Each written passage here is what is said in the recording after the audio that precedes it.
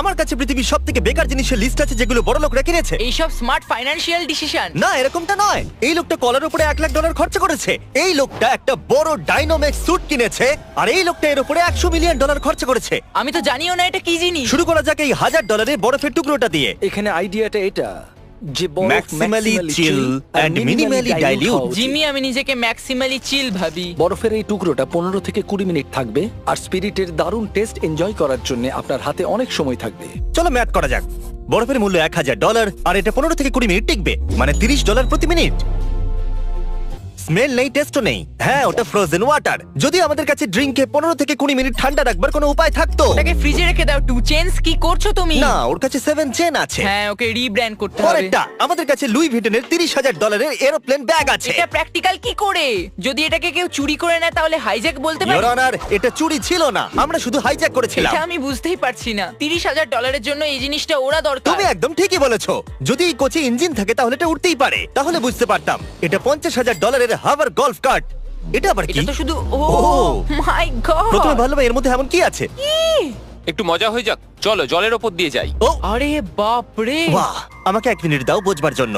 হয়তো সবাই ঠিকই বলে, গলফিং করতে খুবই মজা আসে। এটাই সঠিক সময় যে তুমি বলতে পারো বুড়ো হোয়াইট লোকেরা সঠিক বলে, আর তুমি ভুল হবে না। আমার মনে হয় না এই জিনিসটাকে আমাদের লিস্টের মধ্যে রাখা উচিত। আমরা এটাকে smart things rich people brought ভিডিওতে দিয়ে ভিডিও দেব। তাড়াতাড়ি আসবে। ও, এটা ড্রিফট করতে করতে আসছে। এটা দুর্দান্ত। আমার এটা চাই। আর এটা হয়তো গলফ কোর্সের এই, জন্য ভালো। যে এটা বানিয়ে থাকুক আমাকে টুইট করো এক্ষুনি, আর আমাকে একটা দিয়ে দাও। এটা $75,000 পোষ্য টাইগার, যার দাম এই ঘরটার থেকে অনেকটা কম যেখানে আমরা এখন রয়েছি। তাই টাইগার পুষতে চাইবে নাকি এই রুমের মধ্যে এক রাত্রি কাটাতে চাইবে? আমি টাইগারকে ভয় পাই। ও মাই গড, মাইক টাইসন এমনই একজন লোক যার কাছে পোষ্য টাইগার আছে। 1 মিনিটও দেখছে ও আপনার শরীরের যে কোনো অংশ খেয়ে নিতে পারে। তারপর 20 মিনিট বাদে ও আসবে, আপনাকে চাটবে, আপনাকে খুব সাবধানে থাকতে হবে। তোমাকে সাবধান থাকতে হবে। ওটা একটা tiger. Tiger tiger Mike Tyson, তোমাকে সাবধান থাকতে মাইক হবে। টাইসন একমাত্র লোক যে টাইগারকে বুঝতে পারছো তো, ওর আসল জায়গা দেখাতে পারে। টাইগার যদি রেগে যায় তাহলে টাইসনের 5 পড়বে 1 2। এবার আমরা সেই সমস্ত জিনিসের কথা বলবো যার দাম এই হোটেলের এক রাতের থেকে বেশি। আর এবার আমরা শুরু করব $1,20,000 ইজিপশিয়ান ফিশ ট্যাঙ্ক দিয়ে। ও তুমি তো একদম ওর মতনই আওয়াজ করবে। সত্যি আমি এটা প্রথমবার দেখছি। আরে শ্যাক কি এটাকে কিনে নিয়েছে? হ্যাঁ, এটা এই ট্যাঙ্কের জন্য খুবই বড় ফিশ। ঠিক বলেছো, এই ট্যাঙ্কটা মাছের জন্য ছোট লাগছে। যেন ফিশ ট্যাঙ্কের 1/5 পার্ট। মাছের কাছে ঘোরার জন্য শুধু 2 ফুট জায়গা আছে। না না, ওর কাছে দুটো পা নেই, ওটা ফিন। আমি সত্যি বলছি, এই রুমের বদলে ওই ফিশ ট্যাঙ্কটা কিনতে আমি বেশি পছন্দ করব। কোনো খারাপ চুক্তি নয়। যদি মাছ ভালোবাসো তো তাহলে $1,20,000 দিতে কিন্তু হবে। তোমার ফিশকে ভালোবাসতে হবে, আর ইজিপ্টকে। আর $1,20,000 থাকতে হবে। Diamond Hot Wheels, Hot Wheels. এর মূল্য তুমি $1,40,000। জানো এটা আমার জন্য কতটা ইম্পর্টেন্ট? শুক্রবারে এই হিরে দিয়ে ভর্তি 18 ক্যারেট সোনার এই হট হুইল কারের ওপেনিং করা হয়েছিল। কিরকম হবে যদি আমরা ওটা কিনে নিই আর ক্রিসের ছেলে টাকারকে ওটা দিয়ে দিই? কিন্তু আমরা বলবো না ওটা $1,40,000। আর তারপর এক সপ্তাহ পরে আমরা ক্রিসকে বলবো যে টাকার $1,40,000 কারের সাথে খেলছে। টাকার এমন একটা গাড়ি নিয়ে খেলছে যে তার দাম ক্রিসের আসল গাড়ির থেকেও বেশি। এবার একটা কলা দেখবো যেটা দেওয়ালে আটকানো আছে, আর এর মূল্য হলো $1,50,000। ওদের মধ্যে একটা $1,20,000 বিক্রি হয়েছে, তৃতীয়টা $1,50,000 বিক্রি করার আশা আছে।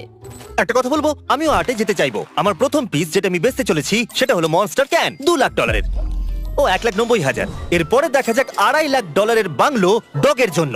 ও, একেই বলে মূল্য। মজা তো করছে না তাই না? ভাই কি, এর বাড়ি তো আমার বাড়ির থেকেও অনেক ভালো। এখানে 5টা ডগস থাকে জানো। আমি একটা মিনি ডগ হাউস বানাবো আর 5টা ডগকে অ্যাডাপ্ট করে নেব। এটা আমার স্বপ্ন। এটা আমারও চাই, কিন্তু ক্যাটদের জন্য। এটা $5,75,000 রোবোসরাস। এটা তো অ্যানিমের মতো।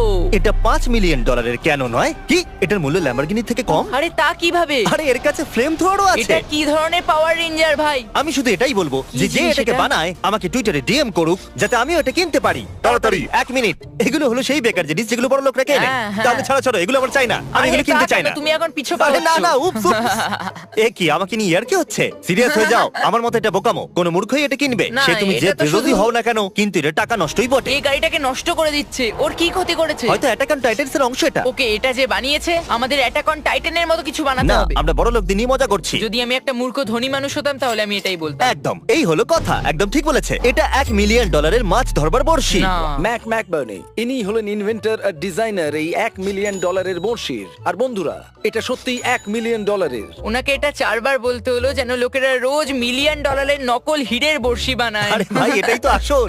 ও বলবে শান্ত হয়ে যাও বন্ধুরা, এটাই সেটা। ইনফ্যাক্ট আমাদের কাছে একটা ভিডিও আছে এটাকে না, ওটাকে সমুদ্রে ফেলার, ফেলো না। যেমনটা ও, আপনারা দেখতে no! পাচ্ছেন। ওয়াও, আমি জানতে চাইবো আপনারা কি পছন্দ করবেন, $1 মিলিয়ন ফিশিং রিল অথবা এই ড্রাগ ক্যাবিনেট যার মূল্য হলো $1,000,000। আমরা এই পুরো ভিডিওটা এই রুমেই করতে পারি। এতে সেন্সর লাগানো আছে আর যদি তুমি এটাকে জোরে প্রেস করো তাহলে সিকিউরিটি লোকেরা চলে আসবে আর তুমি গেলে। কাল তুমি কি এটা ওপেন করবে? একদম। তোমাকে ক্যামেরা দেখা যাচ্ছে? আরে না, $1,000,000 বর্ষি নাকি এটা? এরপরে হলো একটা এনএফটি যেটা 2.9 মিলিয়নে বিক্রি হয়েছে। এটা টুইটারে সবার প্রথম টুইট ছিল। প্রথম টুইট ছিল কি আমি সেটাও জানি না এটা কি ছিল। ও টুইটারটাও ঠিক করে এটা লেখেনি। কোনো মূর্খতা ছিল না কারণ ওই টাকাটা চ্যারিটিতে গেছিল। এটাকে $280 আবার বিক্রি করা হয়েছিল। কি? ওয়াও, এর উপরে তো সিনেমা হওয়া উচিত। একটু ভাবো একটা এনএফটির জন্য 2.9 মিলিয়ন পে করা আর তারপরে 1 বছর পরে এটাকে 280 তে বেচে কোথাও দেওয়া। না কোথাও একে নিয়ে ডকুমেন্টারি হবে। এটা মজাদার ছিল। প্রথমে বাড়ি বিক্রি, তারপরে আসবাবপত্র, তারপরে এনএফটি কিনলো আর শেষে শুধু পাউরুটি কেনার টাকা থাকলো ব্যাস। টেকনিক্যালি এখনো অবধি এটা সবথেকে বাজে ডিল। এটা এখনো পর্যন্ত সবথেকে খারাপ ইনভেস্টমেন্ট হওয়া উচিত। এরপরে দেখবো একটা ফ্রোজেন শার্ক যেটা কাল একটু এদিকে এসো। এই ব্যাড বয়ের মূল্য হলো $3 মিলিয়ন। এটা তো একটা রিয়েল শার্ক। এই শার্কটা এখানে কবে থেকে আসলে আছে? দুটো আসল শার্ক আছে। ও দেখো এটা চ্যান্ডলারের সাথে পাওয়া যায়। এটা পৃথিবীর সবথেকে দামি হোটেলের ঘর কারণ এখানে ক্রেজি আর্ট ওয়ার্ক আছে আর আমি এখনো বুঝতে পারলাম না এটা আসলে $1 মিলিয়ন কেন। বেকার জিনিস। এটা হলো পৃথিবীর সবথেকে বড় SUV $3 million. Alright mad max, এটা ও কি? মাই গড! আচ্ছা এই এক্সট্রা টায়ারগুলো এই জন্য আছে যাতে বাকি 10টা টায়ার পাংচার হয়ে গেলে এগুলো ইউজ করা যায়। ওগুলো শো পিস। ওয়াও! সামনের অংশটা কিসের জন্য? মানুষের জন্য তো জায়গায় নেই, এটা ফালতু। এর থেকে ফালতু জিনিস আমি আগে এটা কি দেখিনি। 3.7 মিলিয়ন সোফার থেকেও বেশি ফালতু? এমনকি এই সোফার জন্য সিকিউরিটি গার্ডও আছে। তাহলে বলুন এই 3.7 মিলিয়নের সোফাটা কি এই লোকটার সাথে সেফ আছে? যদি আমি একটা চোর হতাম আর এটাকে গার্ড দিতাম তাহলে আমি এটাকে চুরি করে নিতাম অবশ্যই। এই সিকিউরিটি গার্ডকে আমি আমার বাচ্চা দেখাশোনার জন্য রাখতাম। এই সোফার সুরক্ষার জন্য তো এই রাখতামই না। লোকটার কাছে আমি চাইবো যে আমার ছেলের কাছে হিস্ট্রি পড়ুক। আর এই সোফাটাকে চুরি করবার চেষ্টা করবে না। একজন লোকাল হিস্ট্রি টিচার এটাকে রক্ষা করছে। এটা কি একটা মেটাল এর সোফা? কোনো মানেই হয় না। এখন এটা এত ভ্যালুয়েবল যে এটাতে বসার কোনো অনুমতিও নেই। কি? একটা সোফা যেখানে আপনি বসতেই পারবেন না। তাহলে এটা কেনার অর্থ কি? তাহলে তোমার $30,000 পোকেমন ব্লাস্ট টয়েস কার্ড কেনার অর্থ কি? আমি জানি না। চেকমেট। আমার দেখতে ভালো লাগে। ওদেরও সোফা দেখতে ভালো লাগে। এটা অদ্ভুত। এটা হলো পৃথিবীর সবথেকে দামি বাথরুম $4.8 মিলিয়ন। চলো কেউ তো বাথরুমের গুরুত্বটা বোঝে। এগুলো কি গোল্ড? Of course. Gold এর trash can? হ্যাঁ, কাম অন। সত্যি $4.8 মিলিয়ন বাথরুম আর এই ফালতু হ্যান্ড ড্রায়ার?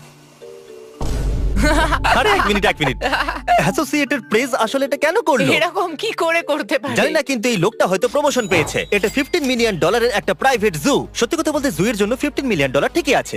ওকে, ওখানে জিরাফও আছে। ওকে, এটা দুর্দান্ত। এক মিনিট, ওখানে ব্রাউন বিয়ার আর জিরাফ একসঙ্গে বসে আছে। এই জায়গাটা অনেক বেশি কুল। এক মিনিট, কি? Zero shot? ওখানে কি বিয়ারকে হাত দিয়ে খাওয়ানো হয়? আমার মতো মানুষ এটা কোনোদিন করবে না। মাইক টাইসনের টাইগারের কথা মনে পড়ে Oh গেল। my God! ওরা অ্যানিমেলদের সাথে এত কমফোর্টেবল কি করে? পৃথিবীর সবথেকে বড় এসইউভির মালিকের কাছেও এই পরিষেবা আছে যেখানে আপনি $25 মিলিয়ন দিয়ে নিজের নাম মহাকাশে লেখাতে পারবেন। ও ওয়াও! প্রত্যেকটা অক্ষরকে 500 মিটারে মাপা হয়। মানে একটা লিটার 5 মিলিয়নের। এই জিনিসটা কতটা বিশাল এটার আন্দাজ করতে গেলে এখানে আমরা আবুধাবি আর আলফুতাসাই দুটো আইল্যান্ডেরই দৃশ্য দেখাচ্ছি। ওয়াও! কি দারুণ! জানো তুমি, যদি আমার কাছে 25 মিলিয়ন এক্সট্রা থাকে তাহলে আমি হয়তো ওটা কিনে এটা নেব। দারুণ লাগছে, কিন্তু দেখবে কি? ওদের মতো বড় লোকরা এটা নিয়ে চিন্তাই করে না। ওদের অ্যাসিস্ট্যান্ট হয়তো দেখে, মালিক তো জুতে এনজয় করে। তাও আবার 5 বছর বাদে উধাও হয়ে গেল।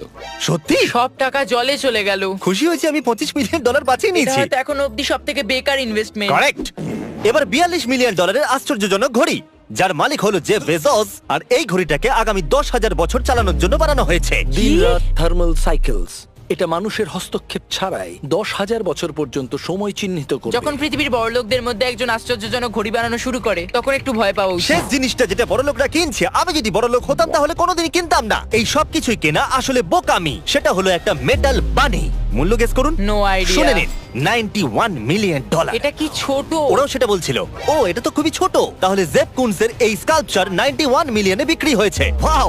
যদি আপনারা এই লিস্টে থাকা জিনিসগুলো কিনতে আমাকে সাহায্য করতে চান তাহলে নিকটবর্তী ওয়ালমার্টে যান আর ফেস্টিভ্যাল কিনে নিন। পুরো আমেরিকাতে ওয়ালমার্ট আমাদের ফেস্টিভ্যাল চকলেট এখন বিক্রি করে, আর আমরা কিছু এক্সক্লুসিভ ফেস্টিভ্যাল কুকিজও রেখেছি যেগুলো আপনারা ওয়ালমার্ট থেকে কিনতে পারবেন। এক্ষুনি কিনে নিন।